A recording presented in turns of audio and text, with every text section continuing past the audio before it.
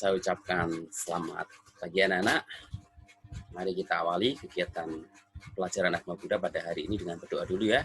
Silakan kalian merangkapkan kedua tangannya dan ikut membaca parita nama karapata secara bersama-sama. Arahang sama sambudo bagawa budang bagawantang abhiwa den swakato bagawata damo dakmang namasami supadipanno bhagavato sawaka sanggo sanghang nakmami. Sabi sata kontu kata semoga asmaku itu berbahagia. Sadu. Ya.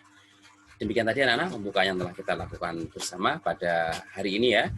Jadi ini langsung saja saya memberitahu bahwa hari ini nanti kalian harus melihat video ini terlebih dahulu. Setelah melihat video sampai selesai, nanti kalian melanjutkan dengan mencatat. Jadi hari ini hanya melihat video satu, yang kedua adalah mencatat. Baik ya, langsung saja saya mulai menjelaskan.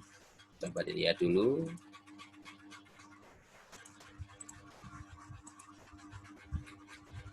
Ya, baik anak-anak. Seperti yang ada di buku paket kalian, bahwa di materi bab 2 ini adalah masih menyambung ya, masih ada sangkut pautnya dengan yang kemarin bab 1. Ya, di mana yang bab 2 ini materinya adalah yaitu ya pengorbanan. Yaitu pengorbanan siapa? Pengorbanan seorang bodhisattva. Apa saja pengorbanannya, Pak? Nanti akan kita bahas. Bagaimana cara pengorbanannya? Nanti juga kita bahas. Seberapa besar pengorbanannya? Nanti kita juga akan bahas ya. Jadi di dalam buku paket kalian siapkan dulu. Kalian sambil mendengarkan video ini, sambil melihat video ini bisa juga mempersiapkan buku paketnya. Ya, kenapa? Karena di buku paket itu semua nanti ada. Nanti hari ini kalian mencatatnya sedikit, ya, mencatatnya sedikit hanya separuh dulu. Minggu depan kita lanjutkan mencatatnya. Jadi hari ini hanya separuh saja ya. Baik, kita langsung mulai untuk ke slide pertama. Nah, ini adalah peristiwa yang terdapat di buku paket kalian ya. Di awal paket kalian tuh di bawahnya judul, kan bab 2 adalah pengorbanan bodhisattva ya. Di bawahnya tuh lebih lengkap gambarnya, tidak seperti ini. Ya, kalau di gambar itu adalah cuma peristiwa ya, itu adalah peristiwa ketika Siddhartha Gautama memotong rambutnya. Nah, ini anak-anak ini yang mengawalinya. Yang mengawali bodhisattva Siddhartha Gautama melakukan yang namanya pengorbanan. Ya, ini tepat gambarnya di bawah judul kalian. Kalau di bawah judul kalian tuh di buku kalian tuh ada gambar bodhisattvanya. Bodhisattva Siddhartha dan juga ada seorang dewanya. Dewanya di gambar itu terlihat sedang menangkap rambut. Ya, jadi saya ingatkan kembali, saya memberitahu lagi bahwa Siddhartha Gautama ini memulai untuk melakukan pengorbanan ketika menjadi manusia ini ya. Dia ingin memulai pengorbanan adalah dengan mengawalinya dengan memotong rambut ini. Ini adalah sebagai simbol anak-anak. Simbol apa? Simbol bahwa Siddhartha Gautama yang awalnya sebagai pangeran ya, sudah melepaskan dirinya dari pangeran itu dan ia bertekad untuk tidak menjadi pangeran. Ia lebih menyukai menjadi seorang petapa. Nah, simbolnya apa? Simbolnya adalah dengan memotong rambutnya ini anak-anak. Tidak hanya rambut yang diserahkan kepada istana lagi, tetapi ada juga yang namanya perhiasannya, pakaian-pakaiannya, senjatanya. Karena kemarin kamu di bab 1 kan sudah belajar. Siddhartha Gautama itu diberi kemewahan oleh Raja Suddhodana. Banyak sekali kemewahannya. Dari pakaiannya, dari makanannya, dari pelayan-pelayannya, dan sebagainya. Nah, yang saat ini melekat di tubuhnya Pangeran Siddhartha ini, semuanya ditinggalkan anak-anak. Ya, senjata tinggalkan. Rambut yang bagus juga ditinggalkan. Pakaian yang mewah ditinggalkan. Semuanya ditaruh di sini kira-kira. Ditaruh dan diserahkan kepada Cana. Siapa Cana? Cana itu kusirnya ini anak-anak. Kusirnya ini adalah Cana. Kemarin kamu juga sudah mencatat kan? Ada 7 benda yang lahirnya bersamaan dengan Siddhartha Gautama. Salah satunya adalah Cana. Yang kedua juga kuda kantaka ini bareng lahirnya. Ketika Siddhartha lahir, kuda kantaka pun muncul kuda yang sangat hebat ini. Ini kudanya seperti yang saya ceritakan di waktu bab 1, mempunyai keistimewaan yang sangat luar biasa. Dari larinya saja melebihi mobil larinya. Ya, dan ini semua tadi kembali lagi seluruh kelengkapan atribut kerajaan seperti mahkota, senjata, perhiasan semua diserahkan kepada Channa untuk diapakan? Untuk dibawa pulang dan dilaporkan kepada ayahnya, kepada istrinya, kepada anaknya, kepada bibinya. Ya, singkat cerita anak-anak, setelah Siddhartha ini memotong rambutnya ini langsung dilempar ke angkasa. Ya, dilempar ke angkasa dan ternyata yang terjadi adalah rambutnya tidak jatuh anak-anak. Rambutnya tetap melayang-layang di udara. Kenapa melayang-layang ke udara? Karena seperti yang di buku paket kalian, di sebelah sini itu ada seorang dewa. Dewa siapa? Dewa Saka. Dewa Saka adalah raja dewa anak-anak. Bukan dewa sembarangan. Raja dewa turun ke sekitar Siddhartha ini dan langsung menangkap rambut tadi. Rambut tadi langsung dibawa ke alam surga. Ya, ke surga para dewa itu, surga Tusita, dan disemayamkan di sana anak-anak. Ya, jadi itu keistimewaannya. Ini adalah mengawali Siddhartha Gautama untuk melakukan pengorbanan sebagai seorang bodhisattva. Ya, itu cukup menarik ini anak-anak. Yang pertama kali muncul di buku paket kalian di bawah judulnya itu adalah gambar ini. Ya, jadi luar biasa sekali. Kita bisa mencontoh. Mencontohnya yang apanya, Pak? Memotong rambutnya? Tidak. Mencontohnya apa, Pak? Melepaskan bajunya, perhiasannya? Tidak juga. Ya, kita sebagai siswa Buddha bisa mencontoh, bisa meneladaninya adalah keberaniannya, tekadnya, welas asihnya kepada semua makhluk itu. Ya, bayangkan saja, ia adalah orang yang kaya raya kan, seorang pangeran, rela meninggalkan istana. Untuk siapa? Untuk dirinya sendiri? Tidak, untuk orang lain. Tujuan utamanya adalah dia ingin membebaskan semua makhluk dari penderitaan. Nah, itu yang kita contoh, keberaniannya, kesabarannya, cinta kasihnya itu. Ya, itu yang bisa kita contoh. Baik, kita langsung lanjutkan anak-anak mengenai pembahasan pengorbanan bodhisattva. Nah, ini tadi yang saya sudah jelaskan. Bisa dibaca sendiri tempatnya di mana dan siapa kusirnya, siapa nama kudanya, siapa yang menangkap, tadi sudah saya jelaskan semuanya ya. Saya lanjutkan. Nah, ini apa itu bodhisattva? Ya, di buku paket sudah ada. Bodhisattva itu apa? Bodhisattva. Nah, ini saya menggambarkannya bodhisattva ya. Bodhisattva itu adalah orang yang bercita-cita menjadi Buddha. Jadi kalian juga punya cita-cita yang sama kan? Betul ya? Kita juga punya cita-cita yang sama. Kita ingin menjadi seorang Buddha. Buddha itu mencapai nibbana, merealisasi nibbana. Apa keuntungannya ketika merealisasi nibbana? Ketika merealisasi nibbana itu anak-anak berarti sudah tidak akan ada penderitaan lagi. Kalian mau menderita terus apa tidak? Ya, semua orang pasti normalnya tidak mau ada yang menderita. Ya, walaupun saat ini kamu bahagia, senang di keluarga yang kaya, semua kebutuhan kamu tercukupi, tapi apakah itu lama? Apakah itu bisa berlangsung selamanya? Tidak. Nah, ketika sudah merealisasi nibbana, anak-anak di sana akan bisa memangkas yang namanya penderitaan. Ya, jadi itu. Jadi bodhisattva adalah orang yang bercita-cita untuk menjadi seorang Buddha, menjadi seorang sama Sambuddha. Ya, oke. Berikutnya, nah disebut juga bodhisattva itu disebut juga apa? Disebut juga adalah bakal Buddha, calon Buddha. Bahkan ini Petapa Gautama ini anak-anak, Siddhartha Gautama ini itu beliau itu adalah bodhisattva, sudah disampaikan oleh Buddha yang ke-1.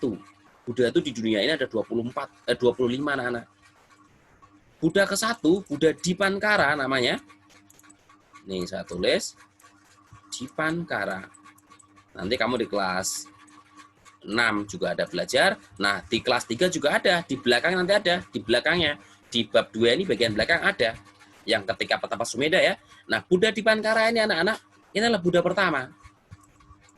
Nah, beliau ini juga ketika ketemu yang namanya Siddhartha, ketemu Siddhartha ini anak-anak, ketemu Siddhartha, Bodhisattva Siddhartha ya, pada waktu itu namanya Petapa Sumedha masih, ada di bab 2 di bagian belakang ya.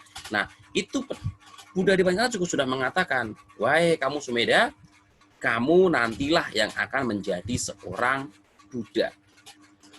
Udah dikatakan begitu sama Buddha di Pankara. Ya, tapi waktunya sangat lama sekali anak-anak. Dikatakan kamu nanti akan menjadi seorang Buddha apabila sudah yang namanya memenuhi syarat-syaratnya. Syarat-syaratnya apa? Nanti kita akan bahas di slide berikutnya. Ya, jadi diramalkanlah oleh Buddha di Pankara pada Buddha pertama ini. Buddha pertama dan Buddha Gautama itu Buddha terakhir saat ini. Itu Buddha ke-25. Buddha ke-26 nanti ada lagi. Buddha Gautama ini juga sudah meramalkan siapa nanti yang Buddha ke-26. Enggak usah dipusingkan dulu untuk hal itu. Kita lewatin itu. Yang kita fokus adalah saat ini tentang bodhisatwanya. Ya. Jadi singkat cerita, dari Buddha ke-1 sampai Buddha ke-24 sampai ke-25 beliau sendiri menjadi Buddha, itu Bodhisatwa Gautama ini selalu berjuang menyempurnakan yang namanya 10 kebajikan. 10 kebajikan itu apa saja? Nanti ada di slide berikutnya. Ya. Nah, kemudian ini di bagian bawah itu juga ada keterangannya bahwa Bodhisatwa itu adalah bertujuan untuk menyempurnakan kebajikannya tadi. Siddhartha Gautama ini menjadi Bodhisatwa itu tujuannya hanya satu, yaitu menyempurnakan kebajikan. Karena kalau kebajikannya belum kuat, belum matang, dia belum pantas, belum bisa untuk menjadi seorang Buddha. Bahkan kamu melihat kan, ketika melakukan pertapaan yang menyiksa diri, yang ekstrim selama 6 tahun di hutan Nurewela itu juga suatu pengorbanannya anak-anak. Tapi juga belum membuahkan hasil. Ya, nah ini jadi Bodhisatwa itu wajib yang namanya menyempurnakan paramita. Kebajikan atau kesempurnaan itu sebutnya paramita. Ada 10 itu anak-anak. Nah, Siddhartha itu anak-anak, Bodhisatwa Siddhartha dari Buddha ke-1 sampai beliau menjadi Buddha sendiri ke-25 itu selalu menyempurnakan ini. Luar biasa nggak? Berapa ratus juta tahun. Nggak bisa dihitung. Dikatakan itu adalah sampai 4 asenkia dan 100 juta kalpa. Nggak bisa ngitung gitu. Seorang bodhisatwa aja segitu lamanya. Ia menyempurnakan kebajikannya, menyempurnakan paraminya. Bagaimana kalau kita? Ya, terus berjuang saja tanpa memikirkan untuk berapa lama kita akan menjadi Buddha, tidak usah dipikirkan. Yang penting kita terus fokus yang namanya berbuat kebajikan. Oke, berikutnya. Nah, ini macam-macam parami. Macam-macam parami ya. Macam-macam parami itu kebajikan. Parami adalah kesempurnaan atau kebajikan. Ada 10. Kita lihat. Nah, langsung kita lihat. Nah, ini adalah macam-macam parami anak-anak. Ada yang namanya dermawan. Kita juga sudah punya. Kita juga sudah cukup dermawan. Sudah sering berdana kan? Sudah. Tapi sampai seberapa banyak? Belum tentu. Belum ketahuan. Yang kita danakan adalah dana apa? Apakah dana materi, dana hidup, dana dhamma? Kita masih belum tahu. Tidak usah dipikirkan hal itu. Tidak usah dipusingkan hal itu. Yang penting kalian sudah yang namanya praktek dana. Nomor 1 itu dana anak-anak ini letaknya. Ya. Kemudian yang kedua berperilaku yang baik. Kita juga sudah berperilaku yang baik, Pak. Tidak mencuri, tidak berbohong terlalu banyak, tidak membunuh, tidak minum minuman keras, tidak asusila, sudah kan? Sudah dilakukan. Yang paling masih sering dilakukan adalah berbohong. Nah, sudah melakukan, berarti sudah sesuai dengan parami ini. Kalian juga sudah melakukan parami. Sehingga kalian juga bisa disebut sebagai seorang bodhisatwa kan? Nah, sudah melepas. Maksudnya melepas apa ini? Melepas kemelekatan anak-anak. Jadi kalau kalian misalnya punya bukunya bagus sekali, atau punya pennya bagus sekali. Ternyata jatuh. Pennya jatuh, pecah. Apa yang perlu kita lakukan? Nangis gulung-gulung? Tidak perlu. Kalau bisa diperbaiki. Nggak bisa, ya sudahlah. Kita pakai kalau masih bisa. Kalau nggak bisa dipakai, ya sudahlah. Lain kali nanti kalau orang tua punya rezeki lagi, minta dibeliin lagi. Begitu kan? Itu namanya melepas. Jangan sampai ketika kayak tadi ada barang kesayangan, pennya jatuh, pecah, langsung nangis gulung-gulung. Nggak mau sekolah, nggak mau makan, nggak mau mandi. Itu bukan. Ya, jadi ini juga sudah kamu punya. Sudah dipraktekkan juga. Ya, kemudian kebijaksanaan. Kebijaksanaan atau disebutnya dalam bahasa Palinya itu panya. Kamu juga perlu menghafalkan ya yang dalam kurung ini. Dalam kurung itu adalah bahasa Pali yang masih sederhana. Ya, panya itu adalah kebijaksanaan. Apa itu bijaksana, Pak? Bijaksana itu adalah mampu membedakan mana hal yang baik, mana hal yang buruk. Sehingga tahu apa yang harus saya lakukan dan yang harus tidak dilakukan. Itu adalah bijaksana. Ya, Bijaksana, contoh begini, kamu misalnya saat ini belajar online, kamu juga harus punya kebijaksanaan. Ketika mau pelajaran dimulai, saya kan gurunya pasti meminta kalian disuruh yang namanya mandi, suruh berdoa. Nah, kalian bisa menggunakan kebijaksanaan kamu. Saya ini mau mandi nggak ya? Oh, nggak usah lah. Toh guru juga nggak tahu kok. Oh iya ya, saya perlu mandi. Karena mandi itu adalah untuk menjaga kesehatan saya. Nah, jadi itu, mulai kebijaksanaan kamu muncul. Jadi kamu mempraktekkan yang namanya mandi. Jadi mengetahui hal yang baik saya lakukan, yang membawa manfaat buat saya dan orang lain, saya lakukan. Begitu ya. Nah, yang kelima adalah semangat. Semangat atau daya upaya itu disebutnya wirya. Ya, kalian juga sudah semangat kan? Semangatnya untuk hal apa ini? Bukan hal yang buruk anak-anak. Semangatnya di sini adalah semangat dalam membabarkan kebajikan. Semangatnya dalam hal berbuat baik. Kalian juga pasti sudah sering berbuat baik. Setiap saat berbuat baik kan? Paling tidak melalui pikiran kita, selalu berpikir baik, semoga semua makhluk hidup berbahagia. Melalui mulut kita juga berbuat yang baik, berucap yang baik. Ucapan yang baik itu ya ucapan yang tidak menyakiti orang lain. Ya. Kemudian yang keenam adalah sabar.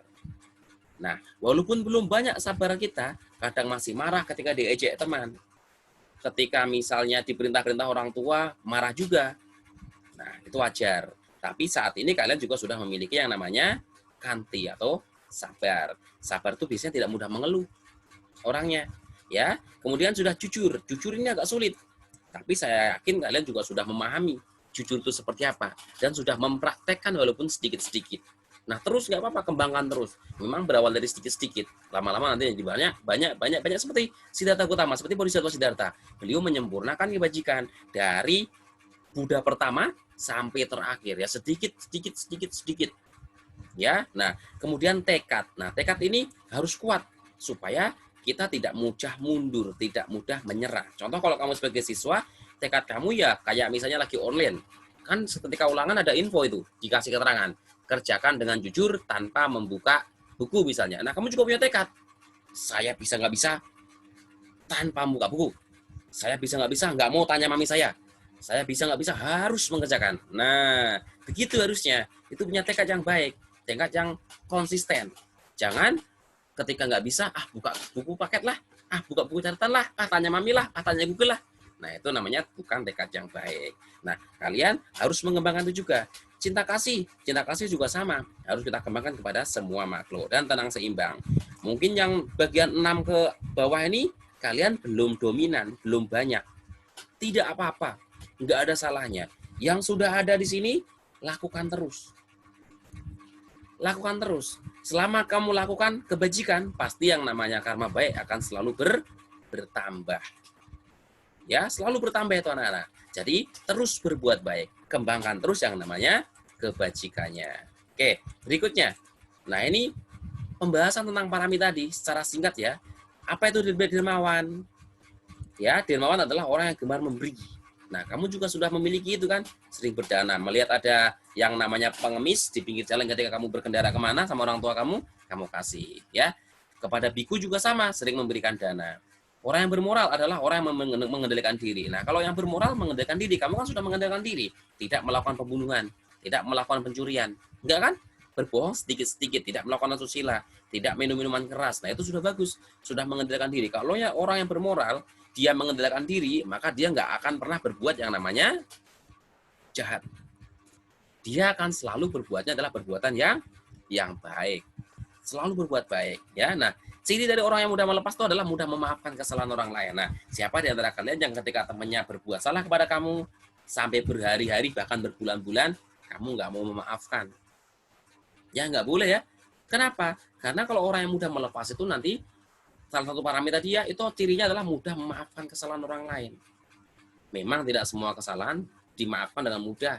Tidak. Tapi kan kalian harus punya proses. Saya bertekad untuk memaafkan kesalahan teman saya ini yang waktu itu dia misalnya menjatuhkan botol minum saya. Sehingga botol minum saya menjadi pecah. Ya sudah. Waktu itu mungkin marah. 1-2 hari, seminggu marah. Nggak mau memaafkan. Tapi sampai lama? Jangan. Karena kalau kamu nggak memaafkan kesalahan orang lain, yang menderita itu bukan dia. Yang menderita itu kamu sendiri. Pasti kamu nggak nyaman. Ketemu sama dia, menderita. Ke sekolah ketemu sama dia, menderita. ke sekolah atau kelas sama dia, menderita, sedih melihat dia. Nah, makanya itu perlu yang namanya adanya memaafkan kesalahan orang lain. Nah, tadi yang saya katakan bijaksana sudah jelas ya. Kemudian ciri dari orang yang memiliki daya upaya yang baik adalah tidak mudah menyerah. Tadi juga sudah saya jelaskan. Sabar. Nah, sabar itu apa? Sabar itu berarti menerima segala sesuatu dengan tenang. Ini sangat sulit sekali. Ya, sabar itu dipraktekannya setiap saat. Ujiannya aja kadang-kadang. Maksudnya apa? Lihat situasi. Mungkin saat kamu lagi ke toilet nih, mau ke toilet nih, sudah pengen pipis sekali. Ternyata toiletnya penuh. Nah, itu benar-benar kesabaran diuji. Ya, apakah saya harus masuk toilet cewek yang sedang masih terbuka kalau yang cowok? Apakah saya harus masuk toilet cowok yang sedang terbuka kalau yang cewek? Misalnya yang terbuka itu adalah toilet lawan jenisnya. Karena tadi ngantri, bagaimana nih kesabaran saya? Ya kan? Nah, itu yang disebut tadi ujiannya dadakan. Belajarnya kapan? Setiap saat. Prakteknya setiap saat. Sabar. Sabar itu adalah praktek dari parami yang sangat tinggi, anak-anak. Ya, jadi itu perlu dipraktekkan setiap saat. Nah, kemudian ciri orang sabar itu, nah ini, tidak mudah mengeluh. Siapa di antara kalian yang saat ini sudah mudah mengeluh? Ada tugas dari guru, waduh tugasnya banyak sekali ya hari ini. Ada agama, ada apa namanya? Yang kedua tadi apa ya? MTK, ada lagi bahasa Indonesia misalnya, ada lagi IPS, waduh banyak sekali ya. Hari ini semuanya Zoom lagi semuanya. Hari ini semuanya link semuanya. Aduh, hari ini nyatet semuanya. Nah, itu buang jauh-jauh. Itu adalah ciri orang yang nggak sabar. Ciri orang yang nggak ulet. Ya, maunya cepat selesai. Yang namanya proses itu kita harus nikmati. Coba kalau kamu menikmati, gurunya memberi tugas banyak, ya sudah, kerjakan semampunya. Kalau lagi mencatat, nyatat aja semampunya dulu, sesuai waktunya. Pasti kalau kamu sambil mencatat dengan baik, sambil baca dengan baik, akan ingat dalam pikiran kamu. Ya, itu adalah orang yang sabar cirinya. Dan jujur berarti berkata apa adanya. Berkata sesuai dengan kenyataan. Nah, ini contoh pengorbanan seorang bodhisatwa, yaitu mengorbankan kerajaan. Dia meninggalkan kerajaan kan, padahal Siddhartha itu kan sebagai putra tunggal mahkota. Harusnya dia menjadi seorang raja, tapi ditinggalkan. Harta pun ditinggalkan, keluarga pun ditinggalkan. Bahkan beliau juga mengorbankan nyawa. Ini buktinya waktu bertapa 6 tahun itu hampir meninggal dunia ini. Bahkan kalau kita melihat cerita Jataka, anak-anak, cerita Jataka itu adalah cerita ketika Bodhisattva Gautama ini menjadi seekor binatang. Beliau tuh selalu mengorbankan nyawanya ini. Nah, nanti di presentasi berikutnya di minggu depan saya ceritakan, saya bahas mengenai pengorbanan nyawa ini. Banyak sekali anak-anak yang namanya Siddhartha ini terlahir menjadi seekor binatang, kemudian beliau ini mengorbankan dirinya untuk dimakan oleh makhluk lain dengan ikhlas, dengan rela. Seperti yang di buku kalian di bab 2 itu yang tentang petapa Sumedha. Ya, itu adalah petapa Gautama. Itu adalah petapa yang saat ini menjadi petapa Gautama ya, ketika sebelum menjadi Buddha. Dulunya adalah beliau menjadi petapa Sumedha ketika pada saat Buddha pertama, yaitu Buddha di Pankara. Ya, itu adalah buktinya. Oke. Bentar. Nah, itu saja anak-anak yang saat ini saya jelaskan.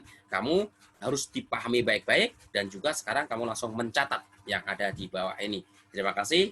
Terpujilah Buddha. Namo Buddhaya.